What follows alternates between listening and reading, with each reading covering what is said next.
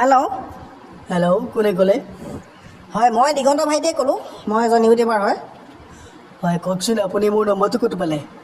মই নম্বৰটো য'তে নাপাওঁ সেইটো আপুনি বাদ দিয়ক, সেইটো আপুনি জানিবও নালাগে। মই এটাই কথা জানিব বিচাৰিছোঁ যে যোৱাকালি, ঠিক আছে, যোৱাকালি দিগন্ত ভাৰতী দাদাক অপমান কৰা হৈছে চানমাৰি মঞ্চত, এখন বিহু মঞ্চত। তেখেতক আপোনালোকে ইমান বেয়াকৈ মঞ্চৰ পৰা নমাই দিলে। এইটো বৰ ডাঙৰ কথা। আপোনালোকে কিয় তেখেতক নমাই দিলে? মই আপোনাৰ পৰা সেইটো জানিব বিচাৰিছিলোঁ। শুনিছোঁ যে আপুনিও সেই কমিটিত আছিলে। কথাটো কিমান সঁচা কিমান মিছা আপুনি মোক কওক। হয়, আচলতে ময়ো সেই কমিটিত আছিলোঁ বাৰু, মই মিছা নকওঁ। হয়। আৰু সীমান্ত ঠাকুৰীয়ে যেতিয়া তেখেতক যেতিয়া মঞ্চৰ পৰা নমাই দিলে, ময়ো লগতে আছিলোঁ বাৰু। ঠিক আছে, আপুনি লগতে আছিলে মই মানিছোঁ। আপুনিতো ৰখাব পাৰিলে হয়তে ন? আপুনি তেখেতক কিয় নৰখালে? আচলতে সীমান্ত ঠাকুৰীয়াই বহুত মালপানী খাই আছিল ন, সেইকাৰণে মানে মইনো কি ক'ম এতিয়া। আপোনালোকে আছিলতো, সেইদিনাখন কমিটিত আছিল। আপুনি আৰু কোন কোন আছিলে? হয়, মই আৰু কোনোবা কেইজনমান আছিলোঁ বাৰু। হয়, আপোনালোকে এতিয়া সেইবোৰ কথা বাদ দিয়ক।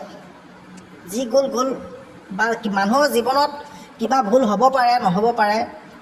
এতিয়া আপোনালোকৰ ভুল হৈছে, আপোনালোকৰ কমিটিখনৰ মানুহখিনি গাত ভুল আছে, ঠিক আছে। যিহেতু তেখেতক আপোনালোকে মাতিছে, মাতি পেলাই অপমান কৰিছে। শুনক দাদা শুনক। কওক। আচলতে আমি তেখেতক মাতা নাই, তেখেতৰ ৱাইফক মাতিছোঁ, ঠিক আছে। ঠিক আছে, ৱাইফকে মাতিছে আপোনালোকে, কিন্তু তেখেততো আহিছে ন। যিহেতু তেখেত এজন ডাঙৰ শিল্পী ন, গিয়েকটো আহিবই ন। যিহেতু আপোনালোকে ঘৈণীয়েকক মাতিছে, গিয়েকটো আহিবই। আমি আচলতে তেখেতক অপমান কৰিম বুলি ভবা নাছিলোঁ, কিন্তু পিছত যেতিয়া সীমান্ত ঠাকুৰীয়ে যেতিয়া খং উঠি গ'ল, তেতিয়াহে মানে অপমান কৰিছে। মানে যিহেতু অপমানো কৰা নাই, মানে নমাই দিছে। বাৰু যি কি নহওক, যি হ'ল হ'ল বাদ দিয়ক। এতিয়া আপোনালোকে ক্ষমা খুজিব লাগিব। আপোনালোকে ক্ষমা খুজিবনে নাই মোক সেইটো কওক।